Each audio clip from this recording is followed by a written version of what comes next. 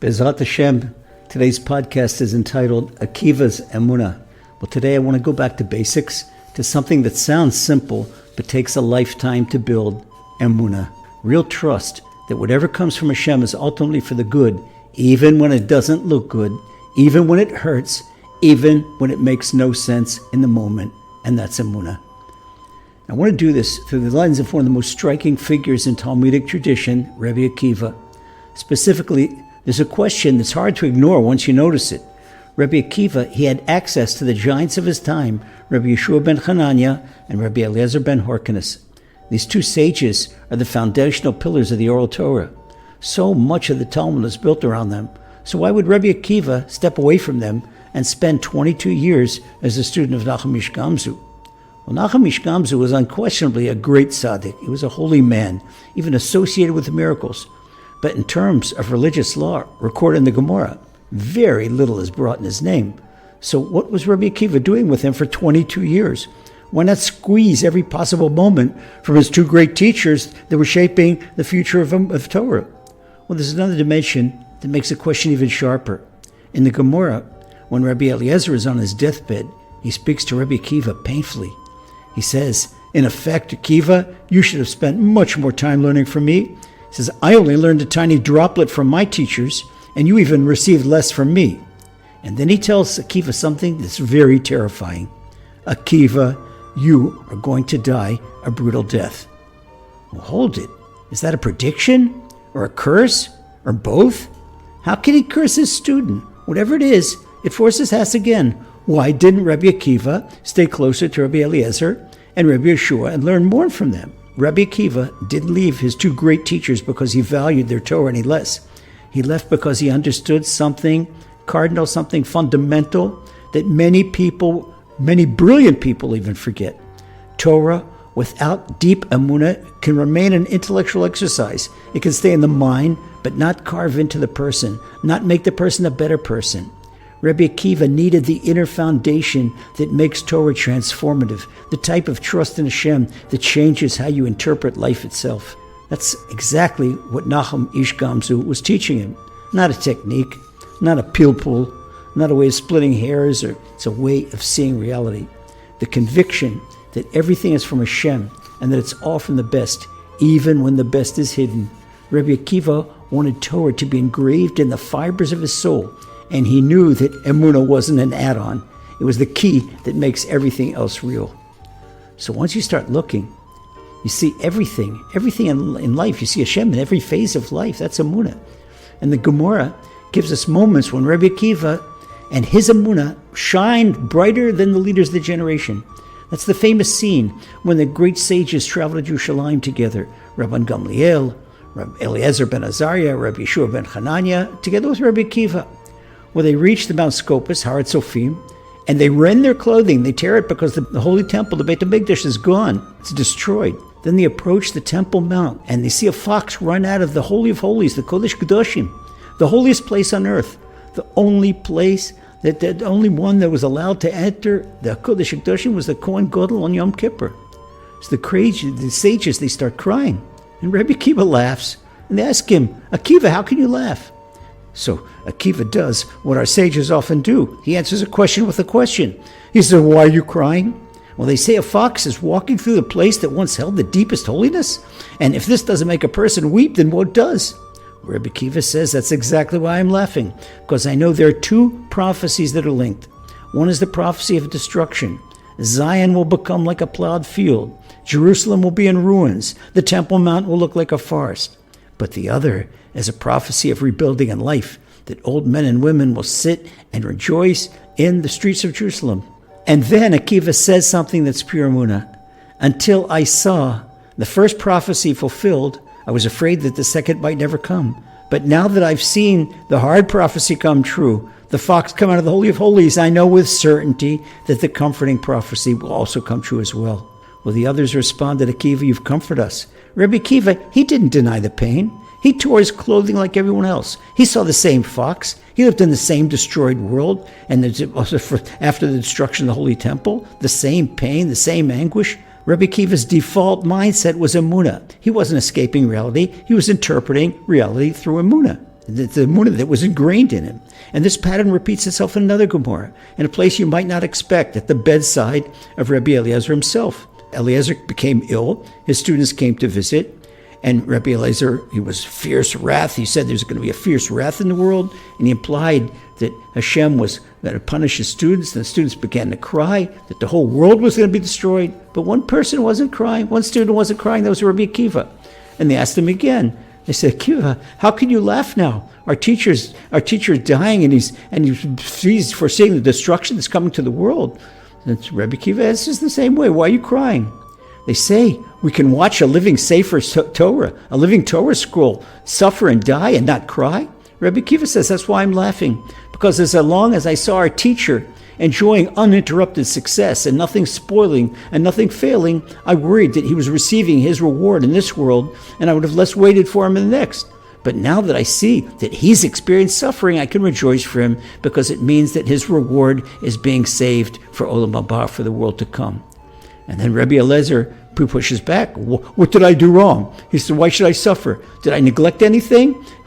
Why do I deserve to suffer at all?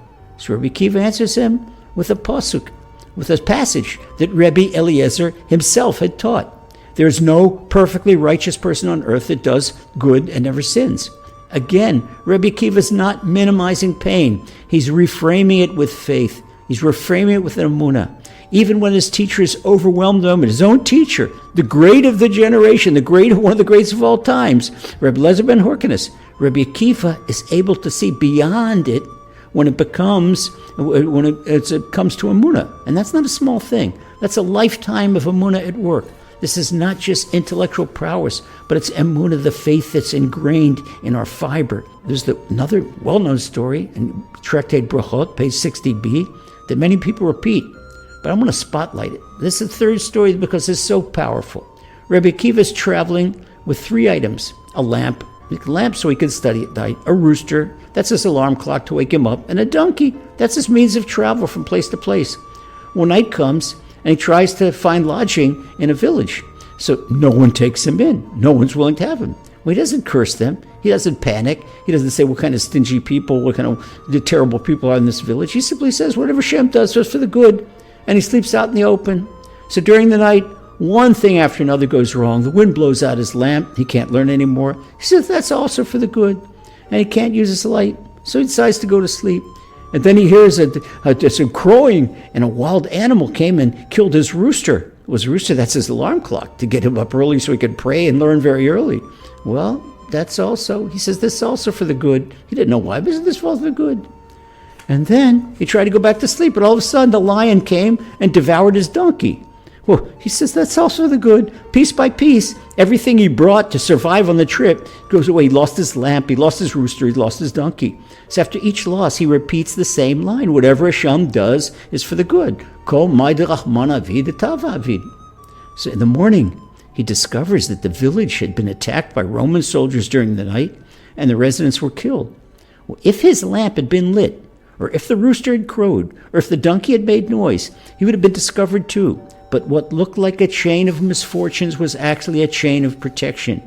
Now here's the key. Rebbe Akiva didn't say, whatever Hashem does is for the good, only after he had an explanation that it was for the best. He said that when he didn't know what Hashem was doing and why Hashem was doing it. First, he declared his Emuna, and the clarity came later. Let's fast forward to the extreme test of all. This is all brought forth in the Gemara and Tractate Brachot. Rebbe Akiva's own death. It was Yom Kippur, Erev Shabbat, Yom Kippur, and the eve of Yom Kippur, the Romans had outlawed Torah publicly, and Rebbe Akiva, he continued learning anyway, so he was arrested, and he was condemned, and he was brought to the gallows on Yom Kippur, but he wasn't hung on the gallows. They raked his flesh with iron combs, and it was the cruelty not just to kill a person, but to break him. This was a war against not only Emuna, a war against Torah, a war against Emuna, a war against Hashem. So in his final moments on this earth, Erev Shabbat, Erev Yom Kippur, the eve of Yom Kippur, the eve of Shabbat, Rebbe Akiva is about to lose his unbelievable, unspeakable atrocity, and Rebbe Akiva is being tortured in a manner that if our sages didn't write it, we couldn't even speak it. We wouldn't even want our children to hear such thing. But Rebbe Akiva, in his greatest pain, he says, Shema Yisrael, Hashem Elokeinu, Hashem Echad.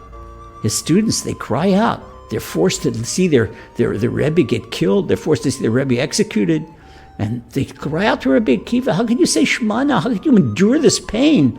How can you still declare Hashem's oneness when you see what's happening to you? Rebbe Akiva says something that's almost impossible to imagine. The Shema commands us to love Hashem with all our soul, meaning that even if our soul is taken from us, we still love Hashem. So Rebbe Akiva says, all my life, I've wondered whether I would have a chance to fulfill the command to love Hashem with all my heart, with all my might, with all my soul. Now that the moment is here, should I not be joyful that I can finally do it? And then the Gemara tells us that his soul left him when he said the word echad. He said the word one. Hashem, our God, Hashem is one. So let's go back to the beginning. Why did Akiva choose to spend 22 years with Nachum Ish Gamzu? Because he was preparing for a life where Torah would not just be knowledge, but identity, total Emuna. Because he understood that sooner or later, Torah without Emuna can crumble under pressure, but Torah anchored in Emuna becomes unshakable, and as we've seen in history, no enemy can uproot us for it. Rebbe Akiva's contemporaries, they could have been Encyclopedia Britannicas of Torah. Rebbe Akiva, he had something that was more of a rare gem. Rebbe Akiva had the ability to see every event from destruction and disappointment and suffering and still say Hashem is one, that this too is from Hashem and this too is the best. Well, this leads us to our practical takeaway. Emuna, it's not a slogan when things work out the way you want them to. Emuna is a lens that you build over time through practice, through setbacks, through choosing trust again and again, through choosing to cling to Hashem, to hold on to Hashem. And that's what Rebbe Akiva needed 22 years to absorb from his master, Nachum Ish Gamzu, who was the master of Emuna. And then for us, it's not a one-time decision, it's a lifelong project. So let's start where we are right here, one moment of trust today, one honest sentence. Hashem, I don't understand the problem I currently have. I don't understand the challenge I currently have. I don't understand the tribulation I have right now. But I'm never, ever going to let go of you. And from there, let's keep building. God bless.